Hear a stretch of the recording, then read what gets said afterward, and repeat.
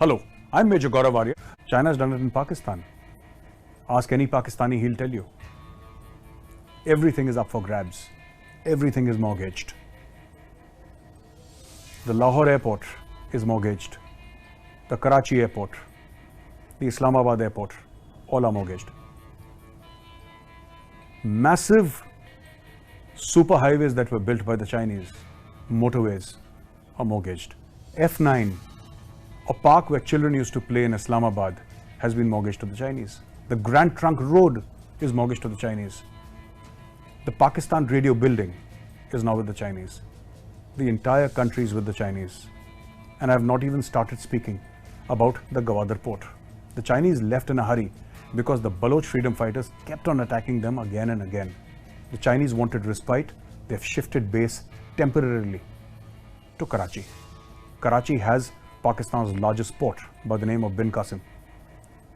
It is from there that the Chinese are functioning. But the Baloch say, come back to Balochistan and you will get a taste of Baloch medicine. This is what is scaring the Chinese right now. But the Pakistani army has agreed to provide security. The reason why I'm talking about Chinese is China is one of the big reasons why Sri Lanka finds itself in the mess that it is. Let's go back to Pakistan.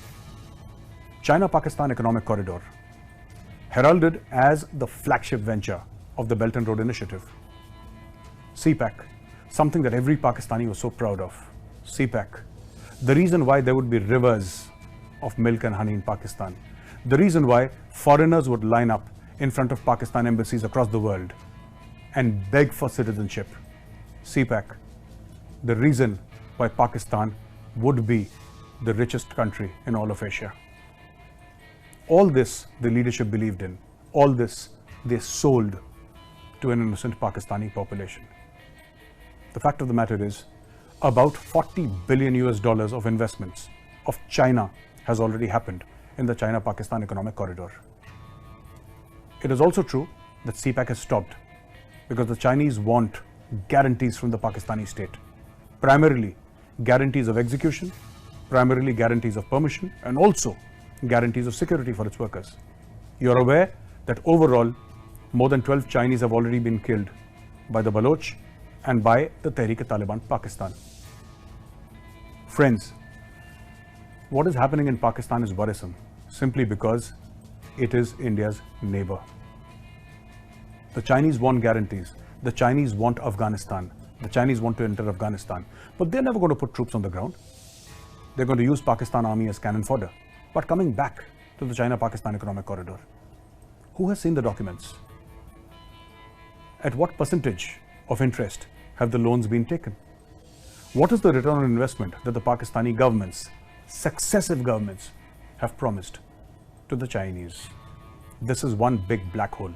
This is one big mystery. And this will show the road in future.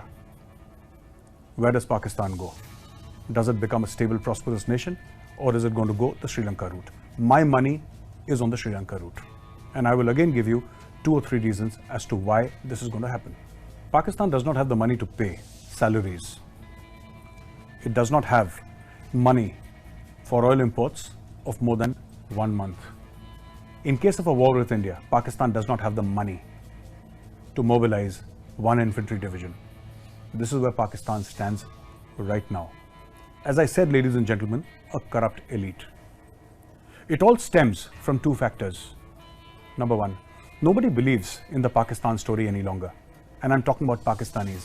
Elite Pakistanis do not believe in the Pakistan story. There is the story of 75 years back when Pakistan came into being. Muhammad Ali Jinnah had a house in Mumbai, then Bombay, called the Jinnah House. When it was being taken by the Indian government, Jinnah vehemently opposed it.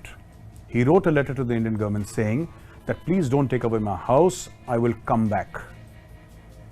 I'll come back to India and I will live in my house. That was a mindset then. It is the mindset now. The same mindset prevails, the same Muhammad Ali Jinnah mindset, which is why Pakistan has dual citizenship. Why am I talking about dual citizenship? In Pakistan, how does it connect to the situation in Sri Lanka? Well, ladies and gentlemen, it does. It has a direct relationship. Pakistani elite do not have a stake in the state of Pakistan.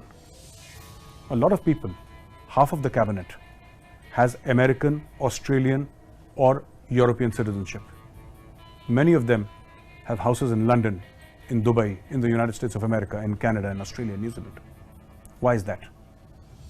That is because if Pakistan collapses, and all of them expect Pakistan to collapse, they can take the first private jet out of Pakistan and live comfortably out of the money that they have stolen from the Pakistani people.